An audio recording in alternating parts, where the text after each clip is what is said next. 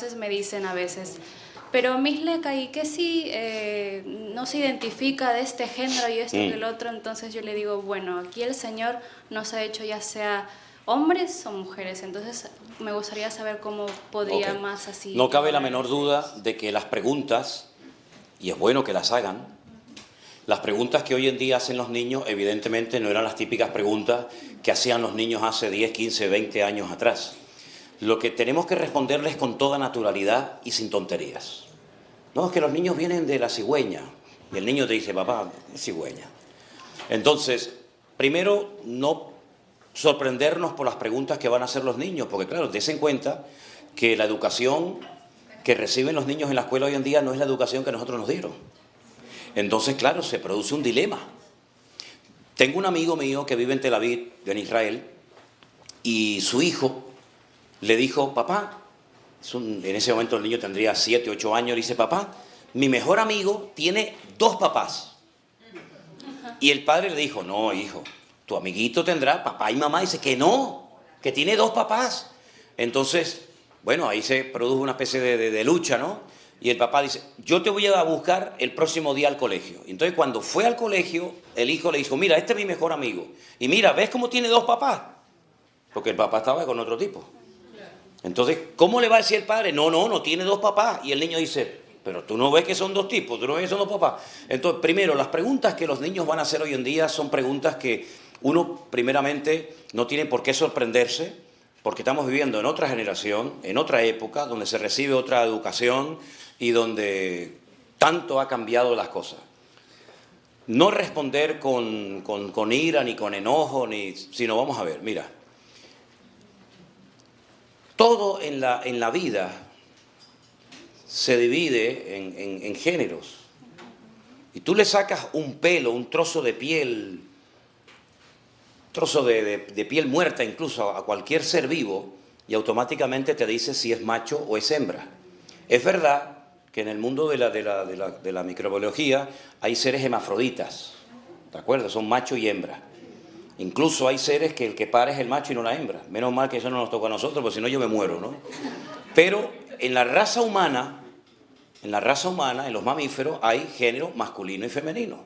La enseñanza de que hay un tercer género o un género neutro, eso no se puede demostrar científicamente. A mí me hace mucha gracia porque recurren a los argumentos científicos cuando les interesa y cuando no, pues dicen, no, porque es así, ¿no? Pero yo quiero que usted me traiga aquí un día delante de mí a un macho, a una hembra y a un no sé qué. No te lo van a poder demostrar nunca en la vida, no te lo pueden demostrar. Simplemente son cosas que se repiten y se enseñan y se inculcan, ¿verdad? Con toda esta ideología nueva que está generando en el mundo. Pero si nosotros recurrimos a la palabra de Dios como cristianos, la Biblia nos habla de 2 géneros, macho y hembra, varón y hembra. Dice la Biblia que Dios lo creó así. Y en el mundo es lo que existe. En el mundo es lo que existe. Ahora, el día que la ciencia médica presente a un tercer género, las cosas van a cambiar. Pero es que no lo van a poder hacer nunca, porque eso es rotundamente falso. Entonces, una mentira no se convierte en verdad por más que la repitas. Entonces, si al niño le enseñan en la escuela, no, hay un tercer género, eso es mentira. Y yo le diría al niño, dígale al maestro que se lo demuestre científicamente. No porque un filósofo o no sé quién dijo esto o aquello, no, demuéstremelo científicamente. Y ahí se acabó la conversación, porque no te lo van a poder demostrar científicamente. Pero responderle con argumentos, ¿verdad? No decir, niño, no preguntes eso, porque entonces el niño se cierra y en vez de preguntarle a papá o a mamá, se lo va a preguntar al de la esquina y le va a decir algo completamente diferente a lo que tú le enseñas. Entonces, que el niño tenga la libertad de preguntar lo que quiera, porque a quien tienen que preguntar los hijos es a sus padres. Y hay de los padres que hayan perdido ese vínculo con el hijo, que ya el hijo ni siquiera se atreve a decirle a papá, mira que me está pasando esto, o mira papá que me dijeron esto otro. Eso sería una tragedia, que tus hijos pierdan la confianza y que tengan más que respeto, miedo. Eso jamás. Entonces ustedes como maestras, lo que tienen que decir a los niños, háganme la pregunta que quieran. No se avergüencen, ni es nada malo preguntar. Al contrario, yo veo que es malo no preguntar. Pero preguntar es bueno y sano, y que sigan preguntando lo que quieran. Pero lógicamente uno tiene que estar preparado adecuadamente para dar una respuesta coherente, ¿verdad? ¿Sí? Es como, por ejemplo, a veces me dice la gente, me decía hoy una hermana, no, lo de la teoría de la evolución. Bueno, la misma palabra lo dice, es una teoría, pero es que hay 7. Pasa que la más extendida, la más, digamos, familiarizada por la gente, es la de la evolución, que no es que el hombre viene del mono, esa no dice, la teoría de la evolución no dice eso, ¿no? No, el famoso Big Bang, es que el Big Bang es verdad, es que hubo un Big Bang, pero es que la Biblia empieza desde otro punto de vista a contar la historia de la creación, pero efectivamente hubo un Big Bang. Mira, yo una vez hice una cosa en una reunión de jóvenes, muy interesante, la mayoría de ellos eran, muchos de ellos universitarios. Les dije, mira, tráigame, ¿cómo lo llaman aquí? Un globo eso que se sopla. Ok, digo, tráigame un globo desinflado, con un rotulador, pónganle así como los dos ojitos, ¿no? Pongan así 2 ojitos, la nariz y la boca. Ok, mídame la distancia entre el ojo derecho y el ojo izquierdo. Nada, 1 centímetro. Ok, inflelo. Cuando el globo se infla, mide la distancia ahora entre el ojo derecho y el ojo izquierdo, ¿no? Uy, 20 centímetros. Uy, pero ¿cuál es la verdad? ¿Las dos son la verdad? Las dos son la verdad. Pasa que uno está inflado y otro está desinflado. Entonces, cuando usted mira el universo se está estirando a una velocidad constante. El universo no está quieto. El universo se mueve y se va estirando y estirando y estirando. Claro, la pregunta es, ¿hasta cuándo se va a estirar? ¿Volverá otra vez al inicio o llegará un momento que el universo ¡pum!, se quiebra y se crea otro universo y otras galaxias? Eso todavía no lo han respondido los científicos. Pero es verdad que el universo se está estirando como el chicle. Entonces, si la Biblia te cuenta la historia del globo desinflado de aquí para acá, lo que te cuenta es verdad. Pero la ciencia te cuenta la historia desde aquí hasta donde se ha estirado. Entonces, este dice la verdad y aquel también la dice. Lo que pasa es que la forma de contabilizar el tiempo y el espacio es diferente para un cristiano que para un científico. No están reñidos uno con otro, sino simplemente que uno mira el universo estirado y cuando Dios creó el mundo, lo creó compacto, aún no se había estirado.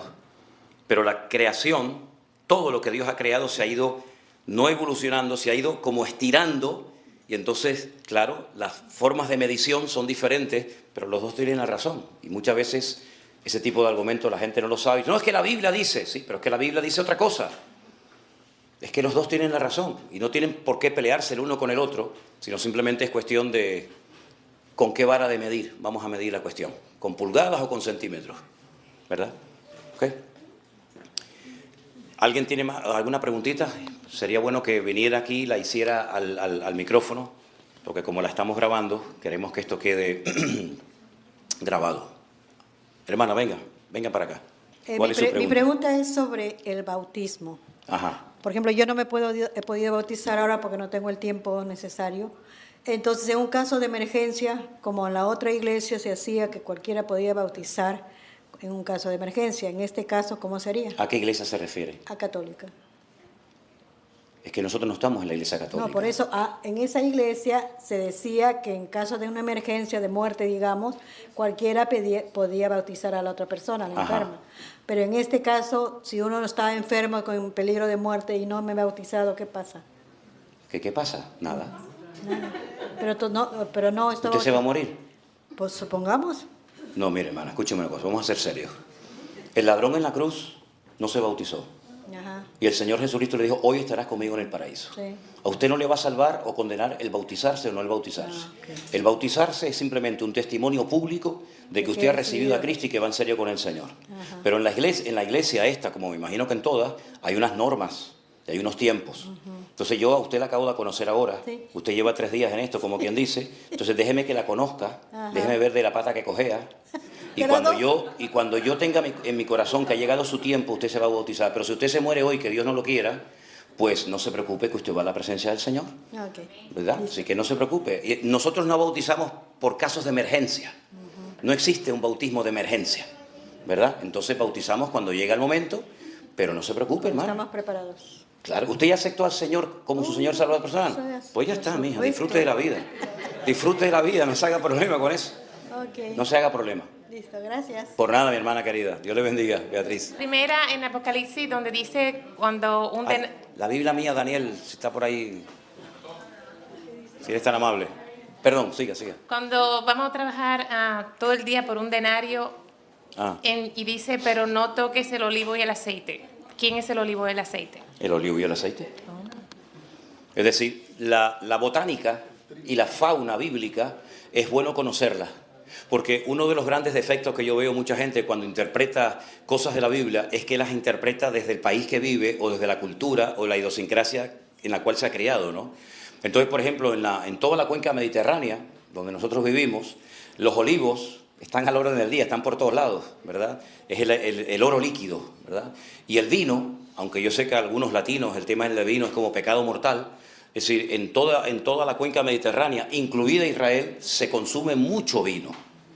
España es uno de los países productores más grandes del mundo de aceite de vino, ¿vale? Gracias. De hecho, les digo que hasta los italianos nos compran aceite, la están embotellando y después dice que es aceite de Italia, pero es mentira, es aceite de España, ¿no?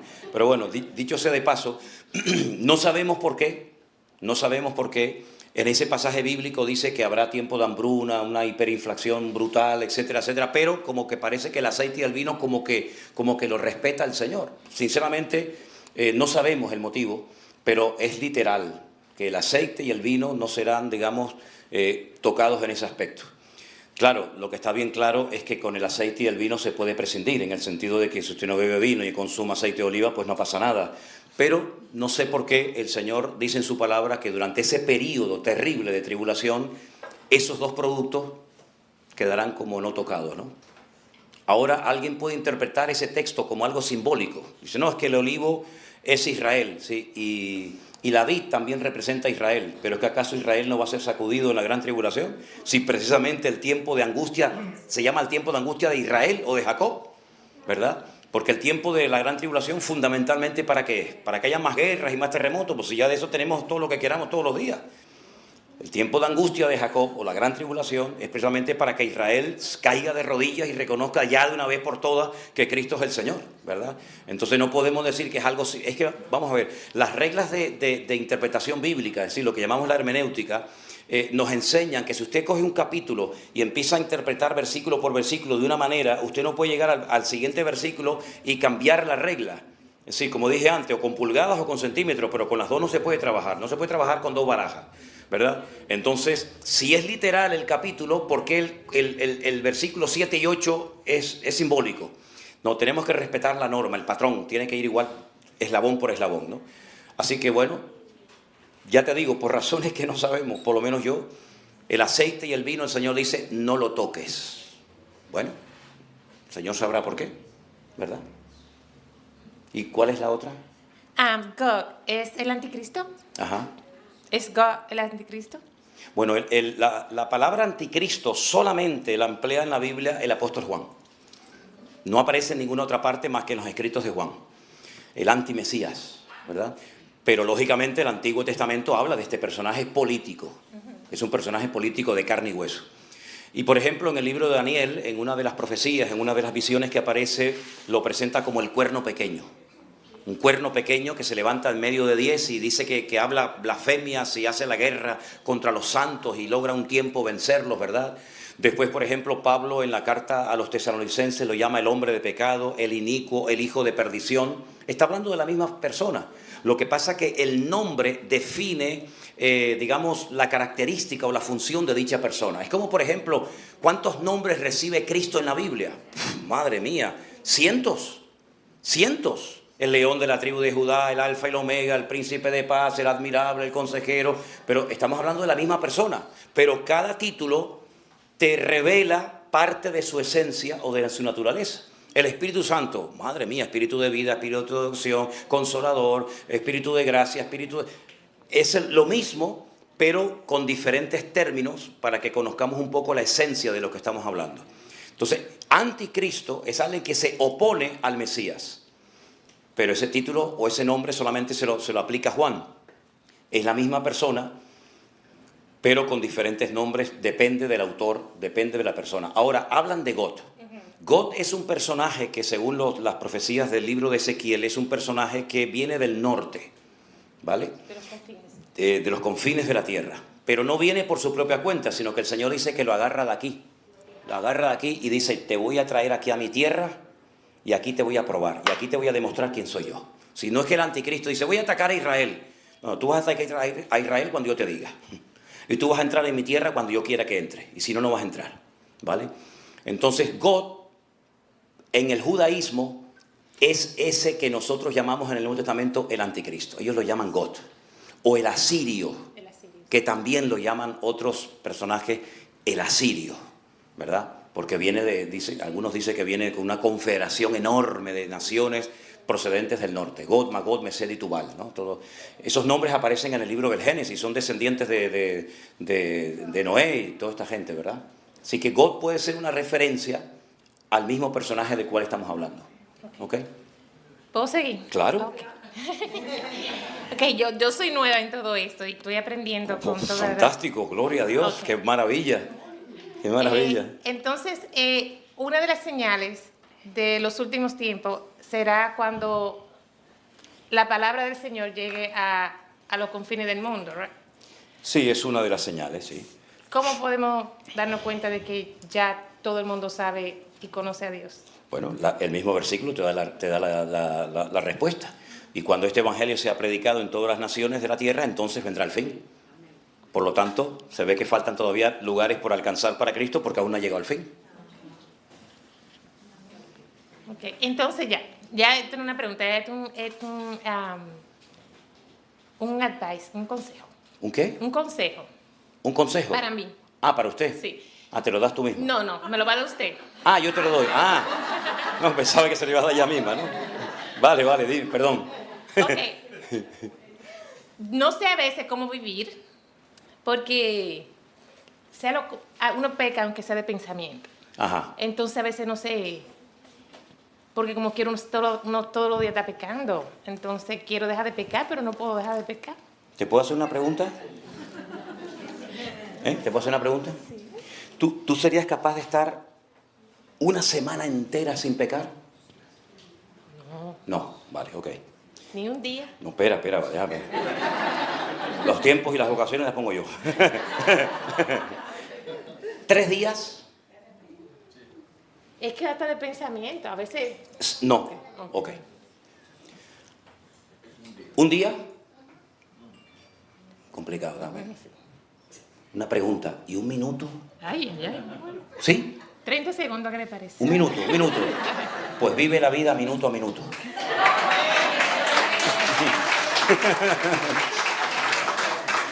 Es decir, la Biblia dice en Romanos 8:1, ninguna condenación hay para los que están en Cristo Jesús, Señor nuestro. Usted puede tener malos pensamientos y yo también los tengo. Usted puede tener tentaciones, yo también las tengo. Pero una cosa es que te vengan esas cosas y otra cosa es que caigas en esas tentaciones. El mismo Señor Jesucristo, el santo varón, fue tentado, pero no pecó. Entonces, la lucha es real, ¿verdad? Pero también la fortaleza y la presencia del Señor cada día en tu vida es más poderosa, y lo que a lo mejor hoy no puedes vencer y derrotar, mañana sí podrás. Pero quédate con ese consejo. Vive la vida minuto a minuto y vas a poder vivir feliz sin condenación alguna. Gracias. De nada, de nada.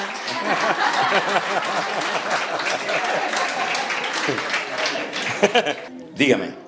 Buenas tardes a todos. Buenas tardes. Pastor, en el Salmo 23, el versículo 5, dice, aderezas mesa delante de mí en presencia de mis angustiadores. Unges mi cabeza con aceite. Ahí me quedo. Yo estoy en la mesa de ventas y me llamó la atención que algunas personas venían a la mesa y nos preguntaban si traíamos aceite ungido. Ajá. ¿Cuál es ese aceite ungido? Usted nos ha hecho una historia de por qué la semejanza del pastor con sus ovejas y el aceite que unge el Señor, pero ¿un aceite ungido alguien lo fabrica o es una mala información? Bueno, es mire, una pregunta que No, está muy bien, está muy interesante la pregunta. Miren, el tema del aceite ungido arranca de la Torá de Moisés, cuando el aceite, que es un elemento conocidísimo y muy extendido en la cultura del Mediterráneo, se utilizaba para varias cosas. Cuando se llevaban las aceitunas a la prensa, lo primero que se prensaba, la primera aceite, era apartada para el servicio del templo, porque es la más pura. La segunda vez que se volvía a prensar la misma aceituna y seguía saliendo aceite, era para el uso común de la gente, para cocinar y para lo que fuera. Y la última prensa que se hacía, ya lo último, era para las lámparas de aceite. ¿Ok? Esas son las distintas calidades que hay del aceite, ¿no? Usted las prueba, hay gente que cata el vino y hay gente que cata el aceite y sabe que este es aceite virgen, esta tiene esto, y este tiene un grado, lo que sea. Además lo distingues por el color. Ahora, el aceite que se utilizaba para ungir a los profetas, a los reyes, a los sumos sacerdotes, o aparte del mobiliario del tabernáculo y posteriormente del templo, era un aceite especial, que no se podía utilizar para otros usos más que para ese. Era un aceite santo, un aceite, bueno, consagrado solamente para el Señor. Solamente en el Nuevo Testamento hay un autor que habla de utilizar aceite para casos puntuales, para ungir enfermos, que es Santiago. Está alguno enfermo entre vosotros, dice, llame a los ancianos de la iglesia, únjalo con aceite y oren por él, y ya conocemos el resto de la historia. En ninguna otra parte, ni siquiera yo veo a Jesús ni a los discípulos utilizando en ningún momento aceite para ungir a los enfermos y orar por ellos. Pero en Santiago sí nos dice que se puede en un momento determinado ungir con un poquito de aceite la frente, la cabeza de una persona para orar por él. Si no, no hay ningún pecado hacerlo o no hacerlo. Ahora, cuando hace años se produjo un avivamiento muy famoso aquí en una parte de los Estados Unidos, y a mí me llamaron y me invitaron para que yo fuera a ver ese avivamiento, invitaron a un montón de pastores y tal, yo fui y me llamaron la atención varias cosas cuando fui a esa iglesia, muy cerca de aquí. Resulta que a mí me habían dicho que la gente hacía colas, largas colas de horas, para poder entrar a la iglesia. Entonces, claro, cuando yo llegué a ese lugar y yo vi efectivamente esas colas multitudinarias, pues hombre, llama la atención, ¿no? Llama la atención ver un montón de gente esperando, haciendo cola para entrar a una iglesia. Pero lo que me llamó la atención es que cuando entré al templo nadie estaba de pie, sino que todos estaban sentados. Y yo dije, hombre, claro, ¿cómo no van a estar de pie fuera si la puerta de la iglesia está cerrada? Si yo, por ejemplo, voy a hacer un culto en una iglesia y yo digo, la puerta de la iglesia no se abre, bueno, estos días hemos visto, ¿no? En las cenas, ¿no? Se abre la puerta a las 6 de la tarde. Si usted llega y el otro a las 5, usted va a ver una cola de gente y dice, uy, fíjate, hay cola de gente para ir a ver al pastor Manuel Sierra. No, pero mire, escuchen una cosa. Si se hubiera abierto la puerta a las 5 de la tarde, la cola no estaría. La gente ya estaría dentro. Pero claro, uno va y dice, uy, colas de gente, multitudes de personas esperando para el culto. Bueno, hermano, ábrele la puerta para que vea que no hay ni uno en la puerta de la calle. Entonces, esas cosas a mí muchas veces yo digo, cuidado. En uno de los cultos, cuando entrábamos todos para ir a la iglesia, pusieron una mesa enorme con botellitas así chiquititas de aceite. Entonces, a todos los que entraban le daban una, le daban otra. Entonces, cuando llegaron a mí, yo le pregunté al ujier, le digo, ¿esto qué cosa es? Y me dijo, esto es ungido, aceite ungida por nosotros para que se la lleven a sus países y se lleven el avivamiento. Y yo le dije, muchísimas gracias, no me hace falta. Vamos a estar comerciando con el aceite para yo llevarme en un frasco, y si se me rompe el frasco me pierde la maleta, no me llevo el avivamiento a España. Nadie puede fabricar un aceite ungido para llevarlo a una iglesia para que Dios haga milagros, señales y prodigios. Porque el que lo hace no es el aceite, es el Señor el que hace la obra. Porque al final vamos a terminar adorando al aceite en vez de adorar al Señor del aceite. Que es lamentablemente lo que muchas veces pasa. Y es lo que se ha extendido en el mundo católico, del clavo, de la espina, de no sé qué y no sé cuánto. Entonces no existe eso de aceite ungido. Ahora en Israel, si ustedes van a muchas librerías, incluso librerías cristianas evangélicas, te venden aceite ungido. Que alguien quiere comprar un frasquito de aceite y llevarlo a su iglesia y orar por los hermanos, oiga, como si usted se quiere comprar un elefante, se lo lleva, a mí no hay ningún problema con eso. Pero no me venga a mí con el cuento de que ese aceite está ungido. Porque el que tiene que estar ungido es usted, no el aceite. Entonces, cuando le atribuimos a un elemento inanimado, como puede ser el aceite, o una piedra, una rama de perejil, o tantas cosas, ¿verdad? Cuando le atribuimos un poder o una energía, le estamos robando la gloria a Dios. Entonces, usted se imagina, imaginémonos por un momento que yo fuera capaz de hacer un aceite lo suficientemente ungido para que usted se lo lleve en su bolsillo y cuando llega a la iglesia produce una revolución tremenda. ¿Yo me haría millonario? Usted imagínese, yo patento eso y me hago millonario. Pero es que eso no existe. Eso no existe. Por lo tanto, se puede utilizar aceite para ungir a una persona, no hay ningún problema, pero eso de que quién fabrica, dónde se fabrica el aceite ungido, no, mi hermana. ¿Y dónde lo embotellan? ¿Y dónde lo embotellan? Bueno, ya eso... Ahora, lo que sí le digo... Por la pregunta que me hacían, que si vendíamos No, aceite nosotros no ungido. vendemos aceite ungido. Si quiere, le traigo aceite de... Yo, por ejemplo, cuando voy a Israel, yo le llevo de regalo a amigos míos botellitas de aceite de oliva. Como un detallito, pero nunca se me ocurriría decir, le traigo aceite ungido de España. Porque me van a decir, pues úsela primero en su casa con los españoles antes de traerla para nosotros, ¿no? Entonces, no vendemos nosotros en nuestros... Es lo que yo respondí, No, que no no tenemos. vendemos, pero le quise hacer la pregunta porque a mí me desconcertó, porque yo de todo lo que lo he seguido desde la pandemia, yo he escuchado qué significa el aceite ungido y que nosotros somos los borregos y el pastor es nuestro Señor que nos cuida y nos unge de aceite, porque los borregos son en similitud son muy débiles y no se pueden defender. Sí, sí. Entonces los ungen con aceite para que no los molesten los insectos. Aprendí. Sí, pero usted no tiene ningún insecto encima, yo no le tengo que echar aceite. ¿Me entiende, hermano? No, pero es Sí, lo que yo aprendí. metafóricamente hablando, vaya, Exactamente. metafóricamente, ok, sí, Exactamente. exacto. Y por eso yo le dije que no. Cuando alguien de ustedes esté en alguna mesa, en un hotel o en cualquier lugar, y alguien le haga esa pregunta, dice, mire hermano, nosotros no tenemos eso aquí. Claro. Cómprele usted en una librería evangélica o lo que... Nosotros no vendemos esas cosas. Le puedo vender una tacita, le puedo vender una camisetita, pero ya aceite ungido no entramos en eso. ¿Sí? ¿Porque le pasó a usted en estos días eso? Sí. Sí, ¿y usted Sí, qué fue respondía? que nosotros no vendemos, pero Ok, me perfecto. quedé sorprendida y obviamente, pero tenemos llaveros, plumas, obviamente. Por eso se acabó todo a la venta. Claro. Vendimos todo, gracias Sí, a bueno, Dios. yo sé que, de hecho a mí me han pedido, hermanos, por favor, tráigame aceite ungido de Israel. A mí me han pedido eso. Hermano, aceite ungido de Israel. ¿Y qué pasa? Que el aceite que tenemos en casa, pero es atribuirle a cosas lo que usted le quiera atribuir. El aceite no deja de ser aceite. Dios no derrama aceite no derrama unción sobre aceite, derrama unción sobre su vida. De hecho, David dice, mi cabeza está rebosando, mi copa está rebosando, ¿no? Eso. Esa es otra pregunta que le quiero hacer. Era su comunión con el Señor, su relación con Dios era tan bonita que rebosaba de gozo y de alegría, pero no porque el Señor le mandara un litro de aceite encima.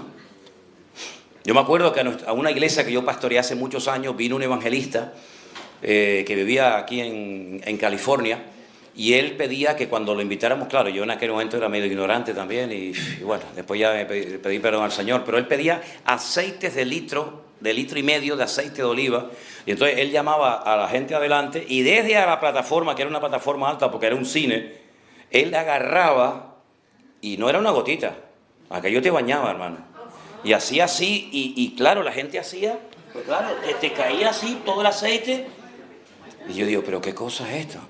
Ahí sí que yo puedo decir qué desperdicio. Ahí sí que era un desperdicio. Pero la gente a veces por ignorancia entra en esas cosas, ¿no? Pero no vendemos aceite ungido, hermana. ¿Puedo hacerle otra pregunta? Sí, cómo no.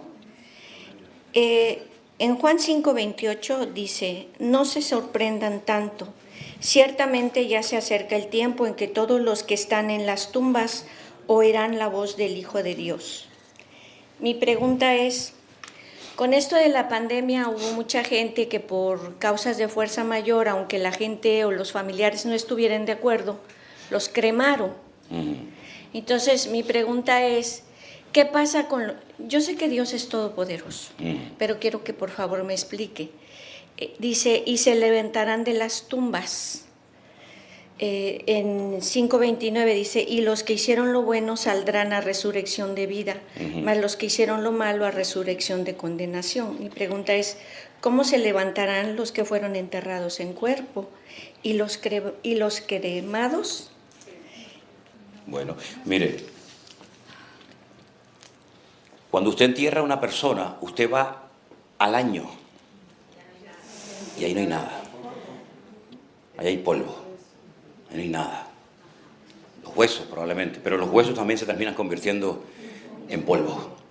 Y los que murieron en una explosión, en un accidente aéreo, y los que los arrojaron a lo profundo de la mar, y los que pisaron una granada en un campo de batalla y salieron sus pedazos en 30.000 pedazos, Entonces, esa respuesta o esa pregunta de cómo resucitarán la explica el apóstol Pablo en 1 Corintios capítulo 15, cuando él dice lo siguiente, en este pasaje que habla de la resurrección de los muertos. Déjeme que le busque concretamente el texto. Dice, porque algunos preguntan, ¿cómo resucitarán? Ya esa pregunta se la hicieron hace años, ¿verdad? ¿Cómo resucitarán? ¿Cómo será la resurrección de la muerte? Y Pablo dice, se siembra en corrupción, se resucita en incorrupción. Se siembra en deshonra, se resucita en gloria. Se siembra en debilidad, resucitará en poder. Se siembra cuerpo animal, se resucita cuerpo espiritual. Es decir, la resurrección, independientemente de cómo hayamos sido enterrados o muertos o quemados o lo que sea, se va a producir sí o sí, independientemente del estado de sus huesos, de sus cenizas o de su cuerpo, ¿verdad? Porque ya me dirá usted, cuando vamos a Israel y vamos a visitar la tumba de Samuel, o la tumba del rey David, o la tumba de cualquier otro personaje bíblico, pues si creemos que está ahí todavía en cuerpo, pues imagínese usted, con los siglos y los milenios que han pasado. El cuerpo se descompone, el cuerpo es la cáscara, ¿verdad? Es como, lo importante es el contenido, no el continente. Lo importante es lo que hay dentro, que es el agua. Lo de afuera es plástico. Entonces nosotros tenemos una envoltura que la llamamos cuerpo, que está limitado por espacio y por tiempo. Y este cuerpo se deteriora, se gasta, se muere, pero lo que tenemos dentro es eterno. Dice la Biblia que Él depositó eternidad en nuestros corazones, lo dice en el libro del Eclesiastés.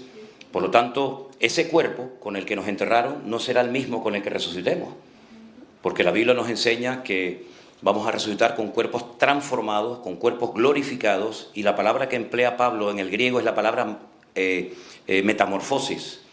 Y el proceso de la metamorfosis, todos saben lo que es cuando un gusano se transforma y sale una mariposa que deja a todos con la boca abierta de la hermosura que es, ¿no? ¿Verdad? Imagínense que fuera al revés, que la mariposa se convierte en gusano. No, es al revés, el gusano se convierte en mariposa. Entonces nuestros cuerpos, por mucho que los honremos y por muy contentos que estemos con ellos, no se van a parecer lo más mínimo a nuestros cuerpos nuevos, que no van a tener ningún tipo de limitación, que podrán soportar una eternidad, que jamás se enfermarán, que jamás se deteriorarán, se van a perder, ¿verdad? Y que no son limitados ni por el espacio ni por el tiempo. Fíjese el mismo Señor Jesucristo, dice, estaban todas las puertas y ventanas cerradas y de repente Él apareció en medio de ellos, como diciendo, es que no había forma de entrar, pero el Señor entró porque no lo limitó. Como yo muchas veces digo, la piedra del sepulcro de Cristo no se rodó para que Él pudiera salir, no, se rodó para que tú pudieras entrar, que es diferente. Entonces, la resurrección se va a producir, aunque te hayan quemado, aunque te hayan arrojado a lo profundo de la mar. El Señor te va a encontrar, porque ya tu espíritu y tu alma están con Él. Solamente lo que hace falta es volver a darle otro cuerpo nuevo, que es un cuerpo transformado con el que vamos a pasar la eternidad en la presencia del Señor. ¿Se da cuenta? Amén. Muchas gracias. Por nada, hermano. Una bendición.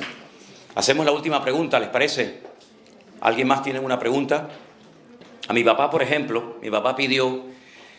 Bueno, yo cuando llegué allí a enterrar a mi padre ya estaba todo preparado y ya me dijeron, mira, esto es lo que hay, y ya ahí casi no podía ni abrir la boca. Dice, no, que papá dijo que había que quemarlo. Bueno, ¿qué quieren que le diga? Pues como nadie se atrevía a entrar adentro, pues el que entró fui yo. Y entré y bueno, yo vi el proceso de cómo los queman y a veces cuando la gente se lleva las cenizas, yo digo, ¿las cenizas de quién te llevaste? ¿De quién te llevaste la ceniza? Porque yo cuando entré allí, y era como una cinta de esas transportadoras, como las del aeropuerto que llevan las maletas, ¿no? Una cinta así que ponen la caja, entonces viene aquí hay un horno con una temperatura tremenda que te quema la cara, un calor ahí abrasador, la familia está afuera, y venía el cuerpo de mi padre en la caja, y hay un momento que la cinta la paran, y entonces yo pues le dije a mi padre, hasta pronto, ¿no? Y entonces...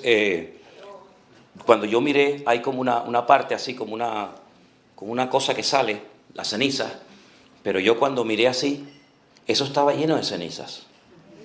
Ahí había montañas de cenizas. Porque no es que sacan el cuerpo y lo queman, es que lo queman con todo, que yo pensaba que bueno, ahora lo sacarán y lo meten y la caja se la venden a otro, yo qué sé. No, lo meten entero, caja y todo, coronas de flores y todo lo que usted haya puesto dentro. Entonces él entró, abrieron esa cosa así, él entró, cierran y ahí lo queman todo. Pero es que antes de yo entrar ya estaban saliendo, claro, cuando a él lo metieron salieron más cenizas, pero salieron cenizas de madera, de flores, de todo. Entonces hay unas cosas así, unas urnas así, que ellos van, la llenan de ceniza, ahí se lleva el viejo. Toma, ahí se lleva el papito. Sí, pero es que mi padre lo acabo de meter ahora y usted me está dando... Entonces se das cuenta cómo muchas veces la gente se lleva las cenizas que no son ni de tu padre. Y además te voy a decir una cosa, ¿yo para qué quiero las cenizas de mi padre? Bueno, mi padre como fue torero, quería que escogiéramos las cenizas, las tiráramos en plazas de toros, bueno, un rollo que yo le dije, no, conmigo no jueguen con ese rollo, porque yo no voy a ir por las plazas de España tirando cenizas, que parezco el Papa tirando el botafumeiro, eso, Dios mío. Y se me dejan de rollo, capaz que tiro el brazo por aquí, la pierna por allá, y después voy a buscar rompecabezas. Digo, nada, a mí no me... Entonces, Dios nos va a dar un cuerpo nuevo, y a mí me da igual, hermano. Ahora, lo que sí les digo, muchas veces me preguntan, en la Biblia, yo hablo de la Biblia, no hablo de este contexto moderno, occidental, en la Biblia, lo peor que se le podía hacer a una persona era prenderle fuego. Eso era impensable, eso era una cosa terrible.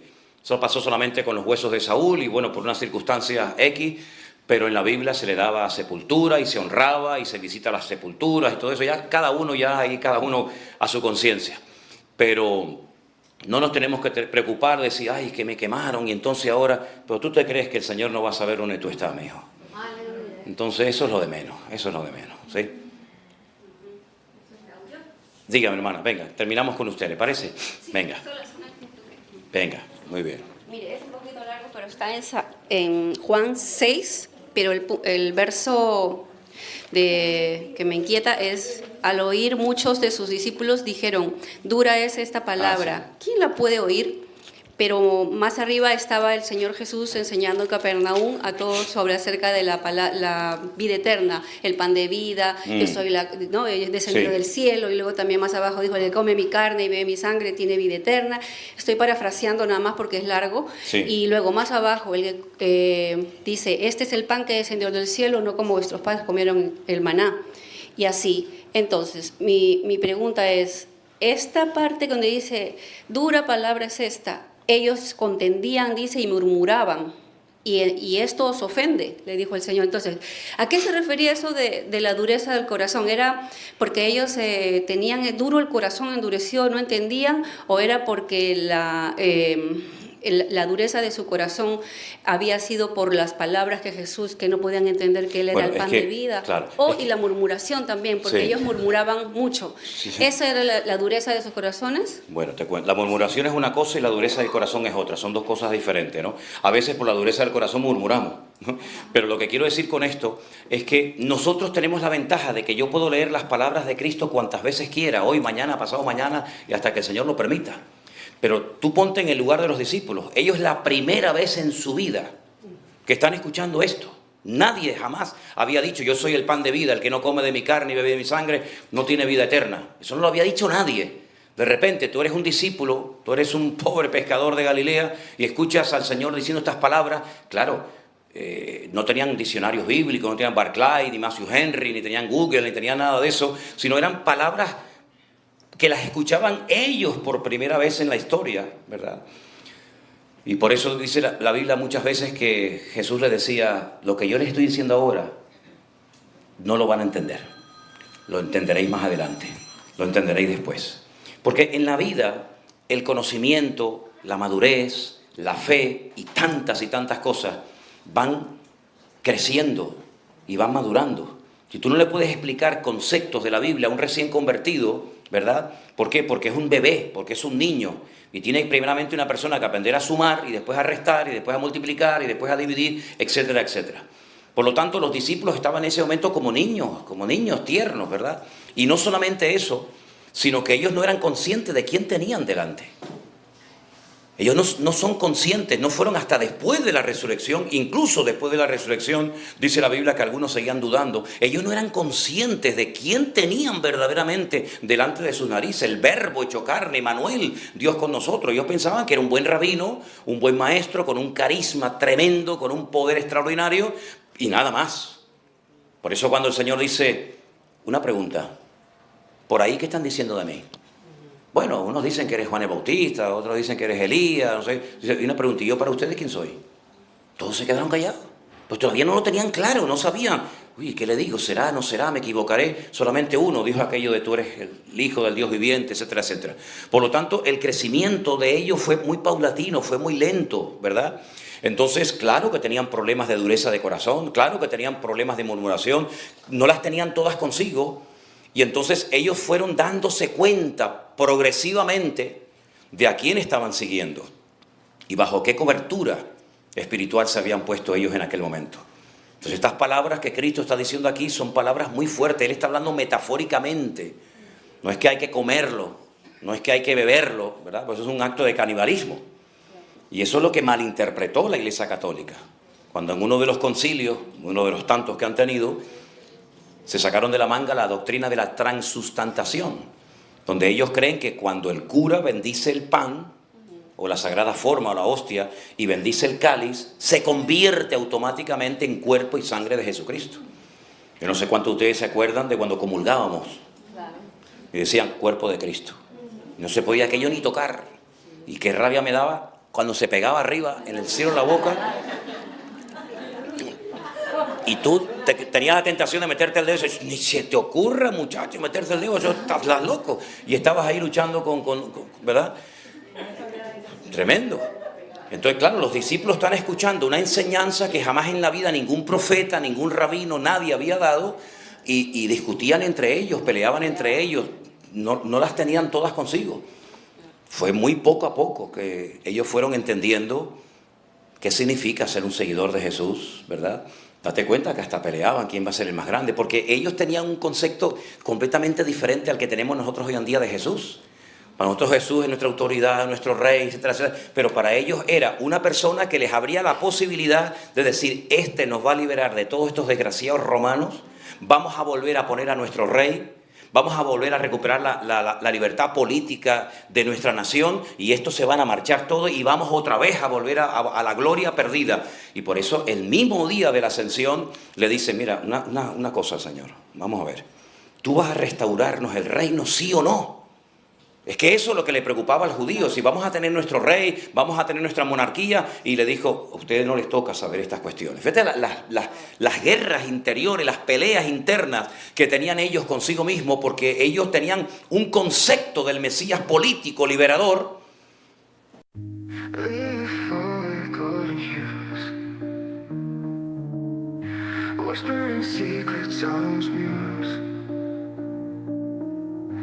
Every breeze a gentle kiss. In your arms I find my bliss. Every rustle, every sway. In your love I find my way. Autumn symphony, soft and sweet. In your arms my heart's complete. Every note a tender sound. In your love I am found. Autumn symphony, pure delight. In your eyes my guiding light.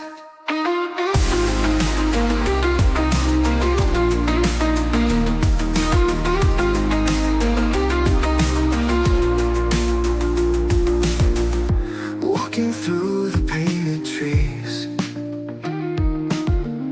Memories dance. Y por ahí no iban los tiros. Jesús le dijo, no peleen por esto, porque mi reino no es de este mundo. Nosotros vivimos en el mundo, pero no somos de este mundo. Por lo tanto, no estén peleando quién va a ser el mayor, quién va a ser el menor, porque por ahí no van los tiros. Y de hecho, uno de los grandes problemas, lamentablemente, que tiene la nación de Israel es que añoran, y esa añoranza te puede llevar a la muerte y a la depresión, porque añoran recuperar una gloria perdida que nunca van a volver a recuperar, por lo menos de esa manera, teniendo su rey terrenal, teniendo su templo abierto con sus sacrificios. Entonces, hay que ponerse en el lugar de los discípulos. Hay que ponerse en el lugar de ellos. Yo me pregunto, y si yo hubiera sido en ese momento discípulo de Cristo, ¿yo hubiera creído todo inmediatamente cuando el Señor lo daba? Yo creo que no. Yo creo que muchas veces, pero date cuenta que hay parábolas que tú y yo entendemos perfectamente. La parábola del sembrador. ¿Quién no la entiende? Las 4 formas de reaccionar el corazón humano ante la predicación de la palabra de Dios. Sí, claro, pero los discípulos dicen, ¿nos podés explicar la parábola porque no la entendimos? Había cosas que un niño de una escuela dominical entiende hoy en día y te las puede compartir, y ellos no las entendían. Porque ellos estaban haciendo la historia. Nosotros miramos hacia atrás y vemos la historia y vemos el recorrido y el cumplimiento del ministerio de Jesús, pero ellos estaban haciendo sobre la marcha. Es como cuando le dice el Señor a Marta y a María, que estaban dolidas con el Señor. Señor, te mandamos a llamar hace 4 días. Es decir, nosotros hicimos nuestra parte. No es que dijimos, bueno, no, Señor, estaba enfermo, el que tú amas, como diciéndole, al que tú amas, no es cualquiera, el que tú amas. Te mandamos a llamar hace 4 días. Y no viniste. ¿Ahora para qué vienes? Si tú hubieras estado aquí, fíjate lo que le están diciendo, Si tú hubieras estado aquí, mi hermano no estaría muerto. Así que la culpa la tienes tú. Porque yo te llamé y tú me fallaste y no viniste. Fíjate lo que le están diciendo al Señor, Y el Señor le dice, el que cree en mí, aunque esté muerto, vivirá.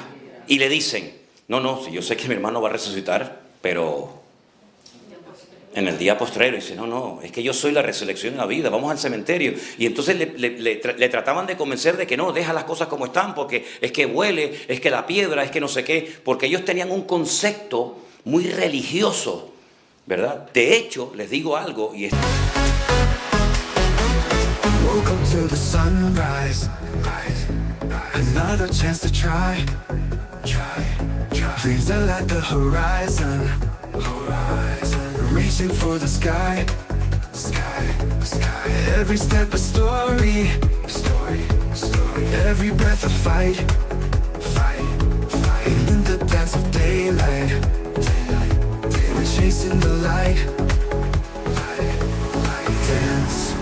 Dance, chasing the light. Feel the rhythm, hold it tight. In the glow of day and night, we're dancing, we're chasing the light.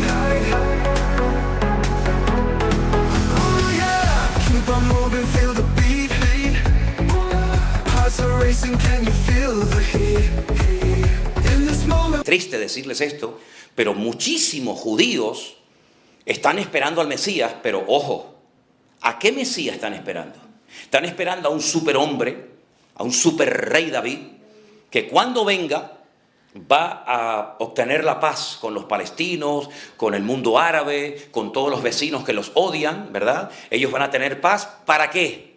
Para que ahora por fin podamos estudiar la Torá tranquilamente, sin que nadie nos moleste, ni venga un loco que una metralleta nos mate aquí a 7, 8, y para que nuestros niños puedan salir a la calle sin peligro. Ese es el Mesías que nos va a venir. Y ese Mesías tendrá que ir todos los días o de vez en cuando al templo a presentar sus correspondientes sacrificios como cualquier otro pecador.